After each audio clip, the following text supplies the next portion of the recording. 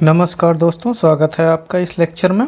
हम यहाँ पे बजट 2021-22 में जो घोषित नवीनतम योजनाएं और कार्यक्रम हैं उनके बारे में थोड़ा सा डिस्कशन करेंगे। जो सामाजिक आर्थिक योजनाएं चलाई जाती हैं केंद्र सरकार द्वारा, तो बजट 2021-22 में उल्लेख किया गया है इनका। तो चलिए शुरू करते हैं। आत्मनिर्भर स्वास्थ्य भारत योजना 2021 के बारे में देखते हैं। ये बजट में इसकी घोषणा की गई है, ठीक है। तो इसकी सूचना किसके द्वारा दी गई है? वित्त मंत्री निर्मला सीतारमण जी के द्वारा दी गई है। और इसके लिए बजट में देखिए 64,180 करोड़ रुपए जो है वो डाला गया है कि इस योजना पे खर्च होगा, ये आत्मनिर्भर स्वस्थ भारत योजना, ठीक है। तो और इसके अलावा सीतारमण जी ने क्या कहा कि इस प्रकार का बजट पहली बार पेश किया गया है। मतलब कि इतना बजट, इतनी धनराशि नहीं दी गई थी पहले हेल्थ सेक्टर को, इसके पहले जितना इसमें दिया गया है, ठीक है। क्यों दिया गया है ये आप भी समझ रहे हैं। इस समय महामारी के चपेट में पूरा भारत है, तो बिल्कुल हेल्थ सेक्टर को तो मजबूत करना ही पड़ेगा, क्योंकि चरमराई व्यवस्था है। तो इसका उद्देश्य क्या है? आत्मनिर्भर स्वस्थ भारत योजना का उद्देश्य क्या है कि जो घातक बीमारियां फैल रही हैं देश में उनको समाप्त करना और जनता को इन बीमारियों से छुटकारा दिलाना, ठीक है। तो इस योजना के तहत नई बीमारियों पर रिसर्च की जाएगी सरकार के आदेशों के अनुसार, और उनके इलाज करने के लिए साधन में बढ़ोतरी की जाएगी। दवाइयों और हॉस्पिटलों की सुविधाओं में भी बढ़ोतरी की जाएगी, ठीक है। चलिए, 70,000 गाँव में जो हेल्थ सेंटर हैं 70,000, उनको इस योजना से सहायता प्राप्त होगी। और 602 जिलों में क्रिटिकल केयर हॉस्पिटल बनाए जाएंगे और राष्ट्रीय बीमारी रोकथाम सेंटरों को मजबूत किया जाएगा, ठीक है। और इसमें क्या कहा गया है कि एक पोर्टल का निर्माण किया जाएगा जिसके द्वारा जनता को सहायता मिलेगी और जनता के स्वास्थ्य हेतु पूरे देश में हेल्थ सेंटर खोले जाएंगे। थोड़े थोड़े बिंदु हैं, आप एक सरसरी निगाह से देखे रहेंगे तो ठीक ही रहेगा। अब यहाँ देखिए, योजना का नाम क्या है? योजना का नाम है आत्मनिर्भर स्वस्थ भारत योजना। भारत सरकार द्वारा लॉन्च की गई है। ये घोषणा निर्मला सीतारमण जी द्वारा की गई है। लॉन्च करने की तिथि 1 फरवरी 2021 है। कभी कभी एग्ज़ाम छोटे एग्जामों में पूछ लेता है, तो ये डेट याद रखनी चाहिए आपको, क्योंकि ये मतलब पहली बार स्वास्थ्य बजट में इतना बजट दिया गया है और पहली योजना है। योजनाएं तो कई हैं लेकिन इतना बजट दिया गया है, तो इसलिए इसका उद्देश्य क्या है? देखिए यहाँ पे, देश की जनता को स्वस्थ बनाना व बीमारियों से छुटकारा दिलाना। इसमें इस योजना के लाभार्थी कौन होंगे? इसमें संपूर्ण भारतीय नागरिक हैं। कुछ योजनाएं विशेष लोगों के लिए चलाई जाती है, जैसे किशोरियों के लिए, महिलाओं के लिए, दिव्यांगों के लिए, लेकिन यहाँ पे क्या है कि इसमें जो है संपूर्ण भारतीय नागरिक कवर हो गए। बजट राशि फिर से बता दी गई है आपको 64,180 करोड़ रुपए, ठीक है। वर्तमान वर्ष 2020 ऑनलाइन मोड, ऑनलाइन भी होगा, ये आप थोड़ा सा जाने रहिए। अब देखिए इसमें लाभ क्या है, थोड़ा जल्दी जल्दी देख लीजिए। 1 फरवरी 2021 को किया गया, ये तो ठीक है। इसके अंतर्गत प्राइमरी और सेकेंडरी हेल्थ केयर के ऊपर काम किया जाएगा, जिनकी हालत इस समय बहुत ज़्यादा ख़राब है। आप देख सकते हैं आपके गांव कस्बों में जो भी प्राइमरी हेल्थ केयर होते हैं, वहाँ पे जाके हेल्थ केयर बजट आने वाले 6 सालों के लिए ये करोड़ इतनी राशि जो है प्रोवाइड की गई है, 6 वर्षों के लिए, 1 वर्ष के लिए नहीं, ठीक है। बीमारियों पर रिसर्च की जाएगी इस योजना के तहत। दवाइयों की भी खोज की जाएगी इलाज के हेतु। पूरे देश में हेल्थ केयर सेंटर खोले जाएंगे, सुविधाओं में बढ़ोतरी होगी, ठीक है। वही बात फिर से है, 602 जिलों में हॉस्पिटल का निर्माण किया जाएगा, जहां हैं और सभी सुविधाएं उसमें उपलब्ध कराई जाएंगी इसके अंतर्गत। और इसके अंतर्गत क्या किया जाएगा? National health care for disease control को प्रोत्साहन किया जाएगा और पूर्व कार्यरत हेल्थ केयर को भी शामिल किए जाएंगे। जो भी पहले से योजनाएं चल रही हैं उनको भी इससे जो है मजबूती प्रदान की जाएगी। वित्त मंत्री क्या करेंगी? 17 पब्लिक हेल्थ यूनिट स्थापित करने की घोषणा की गई है। और पहले से जो कार्यरत हैं 32 मतलब के हेल्थ केयर यूनिट, उनको 32 एयरपोर्ट और 15 बंदरगाहों पर स्थित हैं, उनको तकनीकी से जोड़ा जाएगा, ठीक है। कोरोना वैक्सीन लाने के लिए सरकार ने 35,000 करोड़ रुपए दिए हैं, ये हो गया। इसके बाद दूसरा आपका योजना है मिशन पोषण 2.0। यानी कि इसके पहले इसका एक चरण घोषित किया जा चुका है, इस बार 2.0 पे बात की गई है। तो क्या क्या बात की गई है देख लेते हैं। इसमें जो है पोषण सामग्री में सुधार की बात की जाएगी, वितरण अच्छे से किया जाएगा और परिणाम में सुधार किया जाएगा। इसके लिए इसको लॉन्च किया गया है। यह पोषण अभियान पूरक पोषण अभियान कार्यक्रम का विलय करेगा। 112 आकांक्षी जिलों में, एस्पिरेशनल डिस्ट्रिक्ट जिसे आकांक्षी जिले कहा जाता है, 112 जिलों को शामिल किया गया है। ठीक है, बेहतर परिणामों को करने के लिए, पोषण परिणामों से बेहतर जो है उसको अपनाया जाएगा, कुपोषण को दूर करने के लिए आप कह सकते हैं। तो क्या है, इसकी शुरुआत 2018 में हुई थी पहले चरण की। ठीक है, राष्ट्रीय पोषण मिशन नीति राष्ट्रीय पोषण मिशन जो है वो नीति आयोग की ओर से तैयार किया गया था और इसमें 2022 तक लक्ष्य रखा गया है कि भारत को कुपोषण से मुक्त करेंगे। तो यहाँ से एक ऑप्शन क्रिएट हो जाएगा कि नीति आयोग ने जो भारत को कुपोषण से मुक्त करने के लिए लक्ष्य स्थापित किया है वो निम्नलिखित में से कौन सा। तो आपको दे देंगे 2022, 2023, 2025 सही लगाइए, तो 2022 आप सही कर लेंगे। ठीक है, इसके बाद देखिए इस योजना की मदद से और क्या किया जा रहा है। अल्प पोषण, ठीक है, एनीमिया से पीड़ित बच्चे, प्रेग्नेंट महिला या किशोर लड़कियों को मदद की जा सकेगी।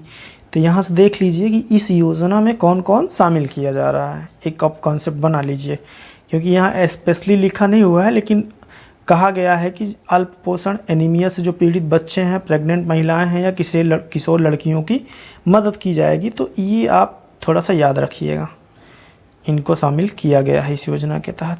ठीक, चलिए अगले योजना पर चलते हैं जिसका हेडिंग मिस हो गया है। इसका नाम है जल जीवन मिशन शहरी।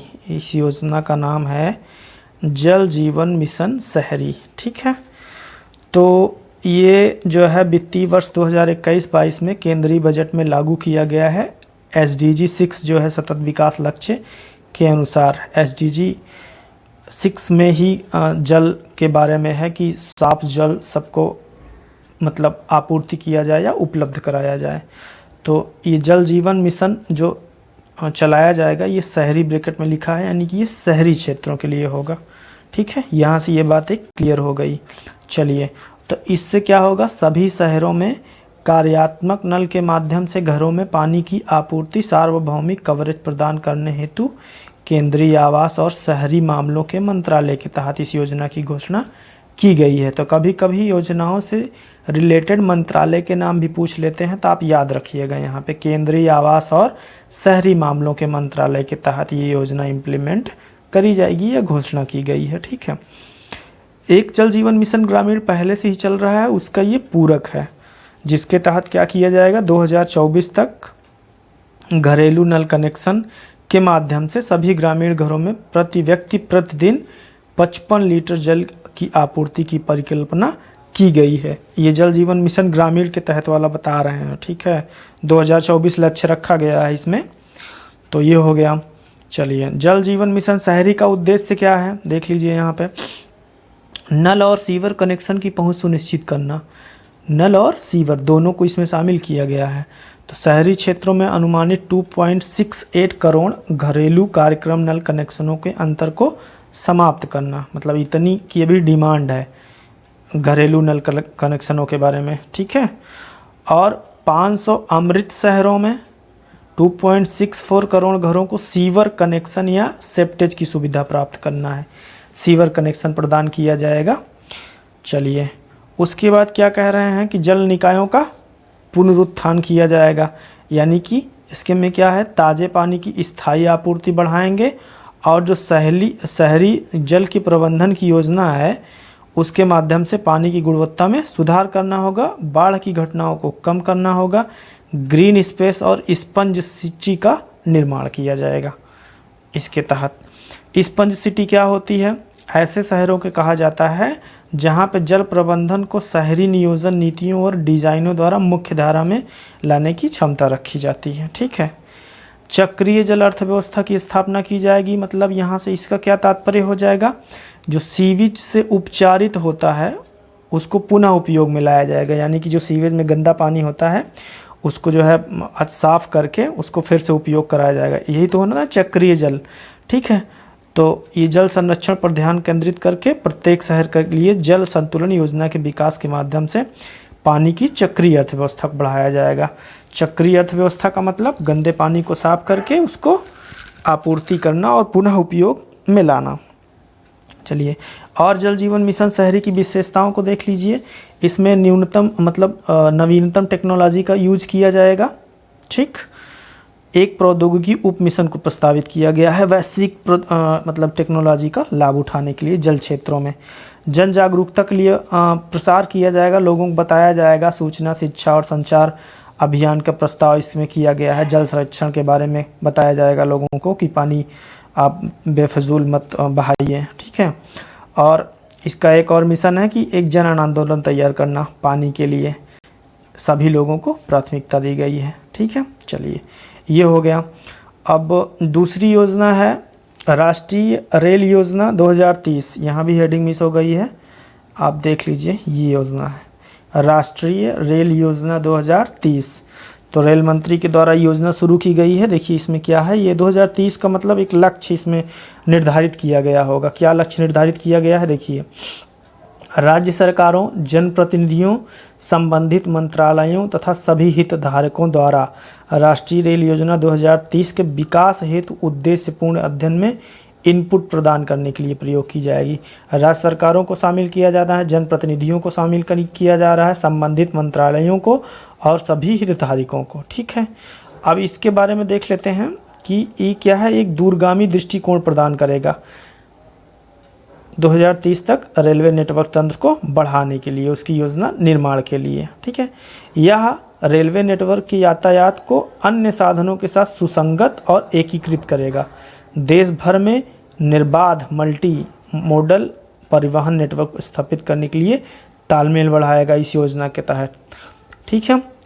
सुरंगों मतलब जो सुरंग में रेलवे का निर्माण किया जाता है, और ओवर मेगा का मतलब बहुत ऊपर हुआ, और उसके साथ पुल के साथ नई रेलवे लाइन तथा राजमार्ग बनाकर परिवहन नेटवर्क में एकीकृत योजना और लागत अनुकूल के स्वप्न को साकार किया जाएगा।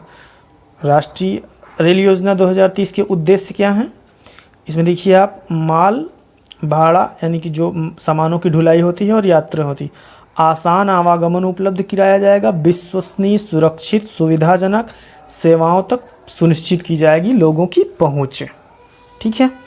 इसके बाद रेल परिवहन के आवश्यक बुनियादी ढांचों की स्थापना कर यातायात के अन्य साधनों के पूरक के रूप में विकसित आर्थिक वृद्धि को तीव्रता प्रदान की जाएगी इसके तहत 2030 तक।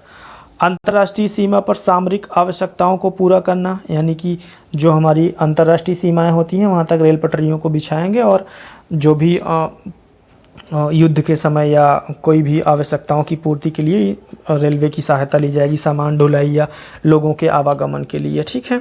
और आर्थिक रूप से प्रतिस्पर्धी रेल परिवहन प्रणाली का निर्माण किया जाएगा।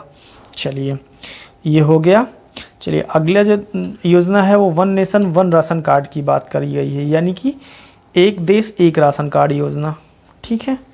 इसको जो पेश किया गया था श्री राम विलास पासवान द्वारा।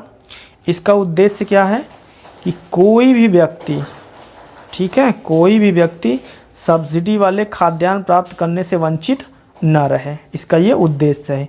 योजना की समय सीमा जो है वो 30 जून 2030 तक पूरी तरह से इसको पूरे भारत में लागू कर देना है। अच्छा, इसके लाभार्थी कौन होंगे, मतलब इस योजना का लाभ कौन उठाएगा? अखिल भारतीय राशन कार्ड धारक, यानी कि जिन लोगों के पास राशन कार्ड है वही इसके लाभार्थी हैं। जिनके पास राशन कार्ड नहीं है, भले वो देश के नागरिक हैं, लेकिन वो इसके लाभार्थी नहीं रहेंगे। इसको इम्प्लीमेंट करने वाली नोडल एजेंसी कौन सी है? भारतीय खाद्य निगम। ये आप याद रखिएगा, सवाल यहाँ से पूछा जा सकता है, ठीक है। चलिए, इसकी शुरुआत की गई थी अगस्त 2019 में, और दिसंबर 2020 तक इस योजना के अंतर्गत 32 राज्य और केंद्र शासित प्रदेशों को जोड़ लिया गया है। अभी बचे हुए 4 राज्य और केंद्र शासित प्रदेश जो है असम, छत्तीसगढ़, दिल्ली, पश्चिम बंगाल हैं, इनको जोड़ लिया जाएगा। और बाकी यहाँ पे डाटा बहुत दे रहा है, इतना जो है डाटा आपको ज़रूरत नहीं है, ठीक है। प्रति माह 1.5 से 1.6 करोड़ ट्रांजैक्शन जो हैं इसके माध्यम से रिकॉर्ड किए जाते हैं। और अप्रैल 2020 से लेकर फरवरी 2021 तक 15.4 करोड़ ट्रांजैक्शन जो है रिकॉर्ड किए गए हैं। तो इम्प्लीमेंट एजेंसी कौन है इसके लिए ये देख लीजिए, कौन कौन लाभार्थी है इसके लिए ये देख लीजिए, कब शुरुआत हुआ इसको ये देख लीजिए। जागरूकता फैलाने के लिए सरकार द्वारा कई प्रयास किए गए हैं, क्योंकि ज़्यादा से ज़्यादा लोगों को इसके बारे में जानकारी हो और वो लाभ उठा सकें। तो इसके लिए सार्वजनिक स्थानों पर सोशल मीडिया के माध्यम से, रेडियो के माध्यम से घोषणा की जाती है। अब देखिए इसका उद्देश्य क्या है 2021 का। तो इसका उद्देश्य है कि फर्जी जो राशन कार्ड हैं उनको रोकने में मदद मिलेगी और भ्रष्टाचार को कम किया जाएगा या रोका जाएगा।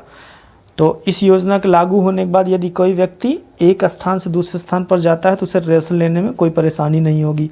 बहुत महत्वपूर्ण बात है, नहीं तो एक राज्य से दूसरे राज्य में लोग जाते थे तो वहाँ पर उनको इस समस्या का सामना करना पड़ता था, उनको राशन नहीं मिल पाता था उचित दाम पर या सब्सिडी के मूल्यों पर। इसका जो फ़ायदा देखिए बताया गया है कि प्रवासी मज़दूरों को अधिक होगा और इन लोगों को पूरी खाद्य सुरक्षा मिलेगी। प्रवासी मज़दूर जो एक राज्य से दूसरे राज्य में काम करने के लिए जाते हैं या रोज़गार करने के लिए जाते हैं, ठीक है। तो केंद्र सरकार द्वारा इस योजना को समय रहते ही पूरे देश के विभिन्न राज्यों में आरंभ करना चाहती है, जिससे अधिक से अधिक लोग इस योजना का लाभ उठा सकें, ठीक। चलिए, अभी तक इसके तहत 86% लाभार्थियों को कवर किया गया है। 86% लाभार्थियों को जो है इसके अंतर्गत कवर कर लिया गया है। 69 करोड़ लाभार्थियों तक पहुंचाया जा रहा है इसका लाभ, ठीक है। इसका जो है सारे श्रमिकों को लाभ पहुंचा है अभी तक, और वे सभी श्रमिक जो अपने परिवारों से दूर रह के काम करते हैं वो अपना राशन आंशिक रूप से प्राप्त कर सकते हैं। इसका मतलब क्या हुआ आंशिक रूप का मतलब, जैसे मान लीजिए बिहार का कोई परिवार है तो उसका जो है एक सदस्य जो है मान लीजिए कि महाराष्ट्र में गया है वहाँ पे जॉब करने या मजदूरी करने, तो जहाँ पे उसका परिवार रहता है परिवार के सदस्य भी राशन ले सकते हैं बिहार में, और इस व्यक्ति को महाराष्ट्र में भी राशन मिलेगा उसी राशन कार्ड से। इसका मतलब ये हुआ, ठीक है, दोनों जगह। तो 86% कवर किया गया है, बाकी जो बचे हैं उनको जल्दी कर लिया जाएगा। देश का कोई भी व्यक्ति इस योजना का लाभ जून 2020 से उठा सकता है जिनके पास राशन कार्ड है। जो लोग गरीब हैं, रोज़गार की तलाश में एक राज्य से दूसरे राज्य में जाते हैं, वो एक देश एक राशन कार्ड का योजना का लाभ उठा सकते हैं। ये बात हो गई इसमें, ठीक है। चलिए, अपने हिस्से के अनाज को किसी भी पीडीएस दुकान से ले सकते हैं। पीडीएस दुकान का मतलब वही पब्लिक डिस्ट्रीब्यूटिंग जो होते हैं वहीं से, कोटे जिसको एक शुद्ध भाषा में कहते हैं, आप समझ रहे हो इस बात को। चलिए, तो अब इसके लिए सरकार को कुछ और प्रयास करना पड़ेगा। पीडीएस प्रणाली को एकीकृत करना पड़ेगा, सबको एक दूसरे से लिंक करना पड़ेगा। तो इसके अंतर्गत आंध्र प्रदेश, गुजरात, कर्नाटक, राजस्थान, हरियाणा, झारखंड, केरल, त्रिपुरा, तेलंगाना, महाराष्ट्र आदि राज्य जो है शामिल हो गए हैं, ठीक है। तो ये हो गई एक देश एक राशन कार्ड योजना। इसके बाद आ जाता है मेगा निवेश टेक्सटाइल पार्क योजना, जिसको शॉर्ट में मित्रा योजना भी कहा जा रहा है। तो ये चर्चा में क्यों है देख लीजिए भैया। 2021-22 में केंद्रीय बजट में कपड़ा उद्योग के संवर्धन हेतु ये योजना शुरू की गई है। अब इसमें क्या बताया गया है, किसके लिए, फिर से सुन लीजिएगा आप। कपड़ा उद्योग के संवर्धन हेतु मेगा निवेश टेक्सटाइल पार्क यानी कि मित्रा का फुल फॉर्म हो जाएगा मेगा इन्वेस्टमेंट टेक्सटाइल पार्क्स, ठीक है। इसकी घोषणा की गई है कि वैश्विक प्रतिस्पर्धात्मक बनाएंगे हम वस्तु उद्योग को, बड़े निवेशों के लिए आकर्षित बनाएंगे इसको, रोजगार सृजन और निर्यात जो है बढ़ाएंगे। इसकी जो मुख्य विशेषताएं हैं, चलिए अभी आइए देखते हैं आगे। तो 21-22 में इसकी योजना के लिए शुरू किया गया है। यह है उद्देश्य वही निर्यात को बढ़ाना, रोजगार के अधिक अवसर प्राप्त करना, बड़े निवेश को आकर्षित करना, कपड़ा उद्योग को विश्व में प्रतिस्पर्धी बनाना, इसके इस योजना के उद्देश्य हैं। अब विशेषताएं क्या हैं इसकी, जो है भारत को निर्यात में विश्व चैंपियन बनाएंगे, प्लग और प्ले सुविधा के साथ विश्व स्तरीय अवसंरचना का सृजन प्रस्तावित किया गया है, ठीक है। इससे जो जुड़ी उत्पादन से जुड़ी प्रोत्साहन योजना है उसको अतिरिक्त आरंभ किया जाएगा। आने वाले 3 वर्षों में ऐसे 7 मेगा निवेश टेक्सटाइल पार्क का निर्माण किया जाना है इस योजना के तहत। संभावित लाभ क्या होगा? कपड़ा उद्योग यानी कि टेक्सटाइल सेक्टर जो है, और कृषि क्षेत्र के बाद भारत का दूसरा बड़ा रोजगार सृजनकर्ता क्षेत्र है। तो इसमें जो है टेक्सटाइल निर्यात में एक और फैक्ट है कि भारत का विश्व में 5वां स्थान है। ठीक है, 5वां सबसे बड़ा निर्यातक होने के बावजूद इस क्षेत्र में जो है अभी तक भारत पूरी क्षमता का उपयोग नहीं कर पा रहा है। उसको बढ़ावा देना है, विश्व स्तर पर प्रतिस्पर्धी बनाना है, वही चीज़ें रोजगार सृजन ठीक ही है। संभावित लाभ ही आप देख ही रहे हैं। चलिए, हो गया। अब अगली योजना आ जाती है आत्मनिर्भर अभियान 3.0। तो इसमें क्या है देखिए, इसमें कह रहा है ये शुरू किया गया था अभी कोरोना के पहले। ये 3.0 है, यानी कि तीसरी बार इसमें कुछ संशोधन या विस्तार किया गया है। ठीक है, तो कोरोना संकट से हुए नुकसान से बाहर निकालने के लिए आरंभ किया गया था इसको। अब तक आत्मनिर्भर भारत की 2 फेज़ लॉन्च हो चुकी हैं। ठीक है, ये तीसरी फेज़ लॉन्च की गई है। तीसरी फेज़ के अंतर्गत 12 नई योजनाओं को शामिल किया गया है या शुरू किया गया है, जिसके माध्यम से देश की इकोनॉमी आगे बढ़ेगी। ठीक है, इसके अंतर्गत जो है 3.0 आत्मनिर्भर अभियान के नौकरी से लेकर व्यवसाय तक सभी क्षेत्रों को कवर किया गया है। नौकरी से लेकर व्यवसाय तक, बिजनेस। आत्मनिर्भर भारत अभियान के अंतर्गत निम्नलिखित योजनाएं लॉन्च की गई हैं। देख लीजिए कौन कौन सी योजनाएं लॉन्च की गई हैं। चलिए, वो भी आगे लिस्ट में लेगी, देखते हैं। पहले देखिए कि बजट में क्या क्या योजनाएं हुई। 1 फरवरी 2021 को जो है इसकी घोषणा की गई बजट में। ठीक है, क्या कहा गया? रिजर्व बैंक के द्वारा 27.1 लाख करोड़ का निवेश किया जाएगा। यह राशि देश की जीडीपी की 13% है। ये ध्यान दीजिएगा, बहुत बड़ी राशि निवेश की जा रही है इसमें। वित्त मंत्री जो है के द्वारा यह बताया गया कि पिछले वर्ष जो है अभियान के 3 पैकेज लॉन्च किए गए थे, जो अपने आप में ही 5 मिनी बजट के बराबर थे। ठीक है, चलिए, अब यहाँ पे इसके अंतर्गत किया क्या जाएगा देखिए। बुनियादी ढांचे को मजबूत किया जाएगा आत्मनिर्भर 3.0 के तहत। किसानों की आय को दुगना करना है, ये भी इसमें शामिल किया गया है। सुशासन, युवाओं के लिए अवसर, महिला सशक्तिकरण और अन्य विकास पर ध्यान केंद्रित किया जाएगा। ठीक है, 2021-22 का जो आम बजट है वो स्वास्थ्य, भौतिक और वित्तीय पूंजी, बुनियादी ढांचा, आकांक्षात्मक भारत के लिए समावेशी विकास, मानव पूंजी को फिर से विकसित करना है। ठीक है, इनोवेशन, रिसर्च, डेवलपमेंट और शासन में मैक्सिमाइज यानी कि अधिकतमकरण करने पर आधारित है इसके अंतर्गत। ठीक है, पूंजीगत व्यय, वही यहाँ देखिए एक समस्या भी ये बता रहे हैं कि इस साल टैक्स रेवेन्यू ठीक तरीके से नहीं आने से राज्यों को कई सारी दिक्कतों का सामना करना पड़ रहा है। तो ठीक है, तो ये जो है वित्त मंत्रालय द्वारा व्यय प्रदान किया गया है 9,879 करोड़ रुपए, जो है ये 27 राज्यों को अनुमति दे दी गई है। ठीक है, इस योजना का लाभ तमिलनाडु को छोड़ के सभी राज्य उठा रहे हैं। तो अभी तक तमिलनाडु इसमें नहीं शामिल हुआ है, इसको आप थोड़ा सा ध्यान दे लीजिए। इस योजना को राज्य सरकारों से एक अच्छी प्रतिक्रिया मिली है और अब तक 4,939.8 करोड़ रुपए सभी राज्यों को पहली इंस्टॉलमेंट के अंतर्गत प्रदान कर दिए गए हैं। ठीक है, इसके अलावा और भी कई एक्सपेंडिचर प्रोजेक्ट जो है वो मंजूरी दे दी गई है, जो कि कहाँ, health, rural development, water supply, irrigation, transport, education, urban development के क्षेत्र में होंगे। ठीक है, चलिए देखिए, इसको थोड़ा संक्षिप्त रूप में बताया गया है। किसने लॉन्च की है भैया? भारत सरकार ने लॉन्च की है, ये आप याद रख लीजिएगा। लाभार्थी कौन होंगे? भारत के नागरिक होंगे। उद्देश्य क्या है? देश की आर्थिक स्थिति में सुधार करना। ठीक, साल 2020। भाग भी इसमें बताया गया है, 3 भाग बता रहे हैं कि उत्तर पूर्वी क्षेत्र में आता है पहला भाग, जिसके लिए 200 करोड़ रुपये आवंटित किए गए हैं। ठीक है, आसाम को वहाँ की जनसंख्या और भौगोलिक क्षेत्र को देखते हुए 450 करोड़ आवंटित किए गए हैं। ठीक, दूसरे भाग के लिए 7500 करोड़ रुपए की राशि आवंटित की गई है और तीसरे भाग के लिए 2000 करोड़ रुपए दिए गए हैं। तीसरे भाग की राशि केवल उन्हीं राज्यों को प्रदान की जाएगी जो सरकार द्वारा बताए गए 4 सुधारों में से कम 3 सुधार राज्यों में लागू करेंगे। 4 रिफॉर्म कहाँ हैं यहाँ पे देखिए, one nation one ration card शामिल किया गया है, ease of doing business reform, urban local bodies utility reform तथा पावर सेक्टर रिफॉर्म। ये चारों को केंद्र सरकार द्वारा बताया गया है। ठीक है, उद्देश्य आत्मनिर्भर भारत अभियान मतलब वही आर्थिक स्थिति को सुधारने के लिए किया गया है।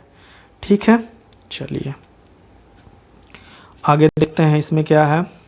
हाँ, 5 स्तंभों की बात की गई है। आत्मनिर्भर भारत अभियान जो है 5 स्तंभों पर आधारित है, इसको आप याद कर लीजिए। अर्थव्यवस्था, अवसंरचना, प्रौद्योगिकी संचालित प्रणाली, वाइब्रेंट डेमोग्राफी और मांग। ये ध्यान में रखना है, इम्पोर्टेंट है। ठीक है, चलिए घोषणा वही वित्त मंत्री जी ने की, 12 नई घोषणाएं हुई हैं, सही है।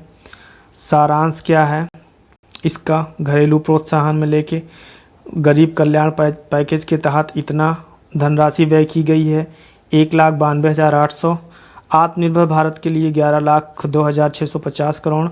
प्रधानमंत्री गरीब कल्याण अन्न योजना के तहत 82,911 करोड़ रुपए।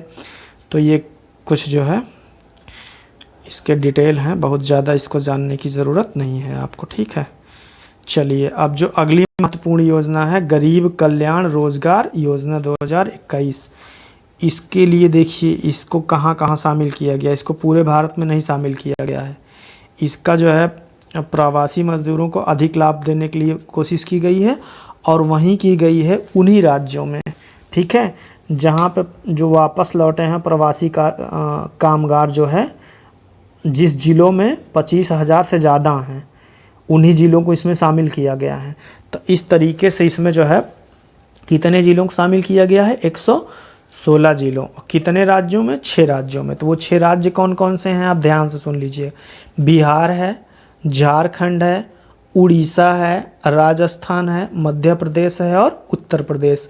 तो इन 6 राज्यों के कुल 116 जिलों में 125 दिनों तक प्रवासी नागरिकों की सहायता के लिए ये चलाया जाएगा। ठीक है, चलिए तो 125 दिन के लिए 25 योजनाओं को पहुंचाएंगे। गरीब कल्याण रोजगार अभियान के तहत इनको जो है रोजगार प्रदान किया जाएगा और इसके तहत लगभग 25,000 करोड़ रुपए सरकार द्वारा खर्च किया जाएगा। तो इसका जो है आत्मनिर्भर भारत अभियान 3.0 के अंतर्गत भी ये शामिल किया गया है, जो अभी ऊपर देख रहे थे हम लोग। ठीक है, 116 जिलों में सक्रिय है, 6 राज्यों के, ये पता ही चल गया। तो अभी तक 37,543 करोड़ रुपए खर्च किए गए हैं और प्रधानमंत्री गरीब कल्याण रोजगार अभियान को मनरेगा, प्रधानमंत्री ग्रामीण सड़क योजना जैसी योजनाओं से जोड़ा गया है, जिससे कि रोजगार के अवसर आसानी से उत्पन्न हो जाएं ग्रामीण इलाकों में भी। 2020-21 में मनरेगा बजट जो है वो 61,500 करोड़ रुपए का था। ठीक, और आत्मनिर्भर भारत 1.0 के लिए 40,000 अतिरिक्त प्रदान किया गया, उसके अलावा जो पहले से दिया गया था। ठीक, अब तक 73,504 करोड़ मनरेगा बजट पे खर्च किए जा चुके हैं, जिसके अंतर्गत 251 करोड़ लोगों को रोजगार मिले जाने की बात कही जा रही है। ठीक, अभियान का नाम प्रधानमंत्री गरीब कल्याण रोजगार योजना देश के वित्त मंत्री निर्मला सीतारमण जी द्वारा घोषणा की गई, देश के प्रधानमंत्री नरेंद्र मोदी द्वारा शुरू किया गया। लॉन्च की तारीख थी इसकी 20 जून सुबह 11 बजे, अभी किया जाएगा मतलब। ठीक है, 3.0 वाला। लाभार्थी कौन होगा इसके, देश के प्रवासी मजदूर। कहाँ, उन 6 राज्यों के 116 जिलों में, जिन जिलों में 25,000 ज़्यादा लौटे हैं। उद्देश्य क्या है, रोजगार के अवसर प्रदान करना। ठीक है, योजना की अवधि है, गरीब कल्याण रोजगार योजना में राज्यों की सूची दिया हुआ है। ठीक है, तो यहाँ थोड़ा आप देख लीजिए कि किस राज्य में कितने ज़िले हैं। मान लीजिए क्वेश्चन पूछ सकता है ना कि ये योजना जो है किस राज्य में, मतलब किस राज्य के मैक्सिमम ज़िले इसमें शामिल किए गए हैं। तो बिहार में 32 ज़िले हैं, जिसमें 12 आकांक्षात्मक ज़िले हैं। उत्तर प्रदेश में 31 हैं, जिसमें से 5 हैं। आकांक्षात्मक जिले मध्य प्रदेश में 24 हैं टोटल, जिसमें से 4 को लिया गया है। राजस्थान के 22 जिलों में से 2 को लिया गया है। ओडिशा 4 में से 1 को लिया गया है। झारखंड में से 3 में तीनों को लिया गया है। तो यहाँ आप देखिए उत्तर प्रदेश में 31 और बिहार में 32, यानी कि सबसे ज़्यादा बिहार राज्य से लिए गए हैं। प्रवासी जो है मजदूर वहीं तो है ना, बिहार में सबसे ज़्यादा वहीं के लोग प्रवास पे जाते हैं। तो इसके हिसाब से भी आप एक कॉन्सेप्ट बिल्ड कर लीजिए तो आपको याद करने में आसानी रहेगी। तो यहाँ पे आ गया कुल ज़िले 116, जिसमें आकांक्षी ज़िले 27 हैं। ठीक है, ये आपको याद रख लीजिए। चलिए, गरीब रोजगार योजना 2021 क्या है? मोदी गरीब रोजगार योजना 2021। तो इसको जो है बिहार के 38 में से 32 जिलों का चयन किया गया है, यानी कि ये बिहार में अब मतलब लागू हुआ है। तो 25 विकास कार्य इसमें शामिल किए जाएंगे, जिसमें आंगनवाड़ी केंद्र, सामुदायिक केंद्र, कृषि, सड़क, आवास, बागवानी, जल संरक्षण पर अधिक जोर दिया जाएगा। ठीक है, और जहाँ पंचायत भवन नहीं है वहाँ पंचायत भवन का निर्माण किया जाएगा। आधुनिक गांव को जोड़ा जाएगा। बिहार, राजस्थान, मध्य प्रदेश, उड़ीसा, उत्तर प्रदेश, झारखंड, 6 राज्यों को जो है इसमें भी शामिल किया गया है। देखिए, अगली जो आपकी योजना है ये यहाँ पे लिखा हुआ है बांध पुनर्वास और सुधार परियोजना। ठीक है, तो ये का दूसरा चरण होगा।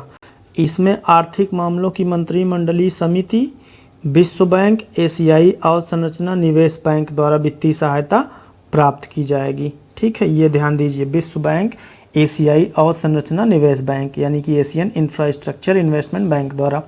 इसके प्रमुख बिंदु क्या हैं जो है देखिए, लागत कह रहा है 10,211 करोड़ रुपए है। लागू करने की अवधि वर्ष 10 वर्ष है, जो अप्रैल 2021 से मार्च 2031 तक लिया जाएगा।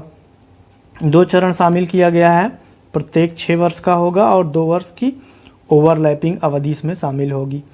ठीक है, चलिए यहाँ पे ये आपको सिर्फ देखना है कि इसका उद्देश्य क्या है। तो इसका उद्देश्य ये है कि जो मौजूदा बांध हैं और संबंधित उनकी परिसंपत्तियों की सुरक्षा और प्रदर्शन में स्थायी रूप से सुधार करना होगा, जो इस योजना के तहत चयनित किए गए हैं। ठीक है, भाग लेने वाले राज्यों के साथ साथ केंद्रीय स्तर पर बांध सुरक्षा से संबंधित संस्थागत व्यवस्था को मजबूत करना और कुछ चयनित बांधों में वैकल्पिक साधनों का पता लगाने के लिए स्थायी संचालन और रखरखाव के लिए अतिरिक्त राजस्व की प्राप्ति हो सके, ये ध्यान देना है इसमें। ठीक है, इसमें बांधों के संबंधित आश्रयों के पुनर्वास और सुधार के लिए काम किया जाएगा, ये है इसमें। ठीक है, परियोजना के प्रबंधन के लिए काम किया जाएगा। आर्थिक मामलों की मंत्रिमंडलीय समिति क्या होती है देख लीजिए, ये पूछा जाता है कभी कभी। इस समिति के प्रमुख कौन होते हैं? तो आर्थिक मामलों की मंत्रिमंडलीय समिति के प्रमुख होते हैं प्रधानमंत्री। ठीक है, और विभिन्न मंत्रालयों के कैबिनेट मंत्री इसके सदस्य होते हैं। इसका काम क्या है? आर्थिक क्षेत्र में सरकारी गतिविधियों के निर्देशन और समन्वय करना होता है। देश में जो आर्थिक रुझान होते हैं उनकी समीक्षा करना और उसके लिए एक नीतिगत ढांचा विकसित करना। छोटे और सीमांत किसान से संबंधित जो हैं संबंधित गतिविधियों की प्रगति की समीक्षा करना और ग्रामीण विकास को भी इसमें शामिल किया गया है। ठीक है, विनिवेश से संबंधित मुद्दों पर विचार करना भी इनका काम है। चलिए, तो ये बांध पुनर्वास और सुधार परियोजना के तहत हो गया सारी चीज़ें। अब एक मोस्ट इम्पोर्टेंट आ गया है आपका कला संस्कृति विकास योजना। ठीक है, तो ये इसके मतलब लाभार्थी कौन होंगे ये देखना है आपको। तो इसमें 20 लाख की अनुदान राशि ऑनलाइन माध्यम से कलाकारों को मिलेगा। तो देखिए, कोविड-19 की वजह से जो है कई कार्यक्रम रद्द कर दिए गए। ठीक है, तो उनके नुकसान की भरपाई करने के लिए प्रस्तुति के माध्यम को बदल दिया गया है, उनको डिजिटल बनाया गया है। तो इसमें जो है कलाकारों को सपोर्ट किया जाएगा। इसकी इम्प्लीमेंट करेंगे केंद्रीय संस्कृति मंत्रालय, प्रदर्शन कला ब्यूरो ने। ठीक है, संस्कृति के विकास की योजना के तहत कई योजनाओं को इसके अंतर्गत शामिल किया गया है, जिसमें अनुदान की राशि दी जाएगी। तो कलाकारों को दिया जाएगा, उससे जो है उनकी जो है मतलब आर्थिक परिस्थितियों को ध्यान दिया जाएगा। कुल मिला के बस इतना आप याद रखिए कि कला संस्कृति विकास योजना के तहत उन कलाकारों को अनुदान राशि दी जाएगी जो मतलब अभी कार्यक्रम मतलब प्रस्तुत नहीं कर पा रहे हैं। ठीक है, और उनकी इनकम का सोर्स कोई नहीं है। चलिए, अगला जो हमारा है वो कपिला कलाम कार्यक्रम है। तो कपिला कलाम कार्यक्रम में क्या है देखिए, इसको जो है 15 अक्टूबर 2020 को केंद्रीय शिक्षा मंत्रालय ने पूर्व राष्ट्रपति वैज्ञानिक डॉक्टर एपीजे अब्दुल कलाम की 89वीं जयंती पर आविष्कारों के पेटेंट के प्रति जागरूकता हेतु बौद्धिक संपदा साक्षरता एवं जागरूकता शिक्षा अभियान के तहत जो है ये कपिला कार्यक्रम शुरू किया है। ठीक है, तो किसने शुरू किया है? शिक्षा मंत्रालय, केंद्रीय शिक्षा मंत्रालय ने। ठीक है, याद रखिएगा। चलिए, ये इसका जो है कपिला, इसका मतलब शार्ट नेम है किसका? कलाम प्रोग्राम फॉर आईपी। आईपी का मतलब intellectual property literacy and awareness. ठीक है, तो ये इसका जो है संक्षिप्त रूप है कपिला, इसको आप याद रखिएगा। तो इसमें क्या कहा जा रहा है कि उच्च शिक्षण संस्थानों में शिक्षा प्राप्त करने वाले छात्रों को उनके आविष्कार को पेटेंट कराने के लिए आवेदन प्रक्रिया की सही प्रणाली के बारे में जानकारी प्रदान की जाएगी। ठीक है, चलिए, तो ये हो गया, वही मतलब सारी चीज़ें हैं। और इसके तहत जो है 15 से 23 अक्टूबर तक बौद्धिक संपदा साक्षरता सप्ताह भी मनाने का निर्णय लिया गया है। तो इसमें एक आईआईसी की बात कर रहे हैं, नवाचार संस्थान परिषद क्या है देख लेते हैं हम। तो इसकी स्थापना जो है केंद्रीय शिक्षा मंत्रालय द्वारा 2018 में की गई। अब तक 1700 उच्च शिक्षण संस्थानों में इसकी शाखाएं खोली जा चुकी हैं। ठीक है, चलिए, और इसके तहत यानी कि 3.0 के तहत 5000 उच्च शिक्षण संस्थानों में और खोला जाएगा। चलिए, अब एक नया यहाँ पे है नगर वन योजना। ये आज के सेशन की लास्ट हो जाएगा, तो देख लेते हैं इसमें क्या है। केंद्रीय पर्यावरण वन और जलवायु मंत्रालय इसको शुरू कर रहा है। नगर वन योजना शहरी का मतलब शहर से रिलेटेड है। ठीक है, अंतर्राष्ट्रीय वन दिवस पर जावड़ेकर ने कहा है, प्रकाश जावड़ेकर जो मंत्री हैं इस विभाग के, तो उन्होंने क्या कहा है कि 200 शहरों में, ठीक है, नगर वन विकसित किए जाएंगे। कितने शहरों में? 200 शहरों में। तो पहले चरण में ये कहा गया है करने के लिए। ठीक है, तो क्या किया जाएगा? लोगों और संगठनों से कहा गया है कि वनों के संरक्षण और नदियों के पुनरुद्धार के लिए जन आंदोलन चलाएं। ठीक है, ये बात बंगलुरु में आयोजित एक कार्यक्रम में इन्होंने कही है। ठीक, इस कार्यक्रम के तहत क्या कहा गया है? प्रत्येक राज्य में एक वन का चयन किया जाएगा और ड्रोन मैपिंग की सहायता से जल संरक्षण किया जाएगा तथा पेड़ लगाए जाएंगे। ठीक, चर्चा में वही है इसकी जो है। अब इसके आइए देख लेते हैं क्या है। तो नगर वन शहरी वन पर ध्यान केंद्रित करते हुए जो है पर्यावरण जलवायु परिवर्तन मंत्रालय द्वारा विश्व पर्यावरण के दिवस के आयोजन को वर्चुअल रूप से आयोजित किया गया और इसमें ये निर्णय लिया गया कि नगर निकाय, इस योजना को नगर निकाय, गैर सरकारी संगठन तथा स्थानीय नागरिकों के बीच भागीदारी और सहयोग पर आधारित होगी ये। ठीक है, क्रियान्वयन के लिए जो भुगतान राशि होगी उसकी व्यवस्था क्षतिपूरक वनीकरण कोष अधिनियम 2016 की निधि से की जाएगी। इस योजना की शुरुआत 2015 में ही की गई थी। कहाँ? पुणे में। ठीक है, तो ये इससे इम्पोर्टेंट है। और जो है ये हो गया बस, और इसमें कुछ खास बात नहीं है। विश्व पर्यावरण दिवस आप जान लीजिए कि 5 जून को मनाया जाता है हर वर्ष 5 जून। ठीक, हर वर्ष मनाया जाता है। कार्बन सिंक एक वनस्पति क्षेत्र या जंगल जो होते हैं, फाइटोप्लैंक्टन समुद्र हो सकता है जो जीवाश्म ईंधन के जलने से उत्पन्न कार्बन डाइऑक्साइड को अवशोषित करने में सहायक होता है। ये कार्बन सिंक के बारे में थोड़ा सा यहाँ बता दिया गया है। योजना का महत्व तो क्या कहा गया है कि भारत जो है वो समृद्ध जैव विविधता से संपन्न क्षेत्र है, जहाँ पे 35 वैश्विक हॉट स्पॉट में से 4 भारत में शामिल हैं। ठीक है, तो वनों की कटाई, शहरीकरण और औद्योगिकरण ने प्राकृतिक संसाधनों पर भारी दबाव डाल दिया है, जिससे इसकी हानि हो रही है। ठीक, तो इस योजना के तहत शहरीकरण के साथ शहरी क्षेत्रों में भी जैव विविधता को सुरक्षित रखने और बचाने की आवश्यकता उत्पन्न हो गई है।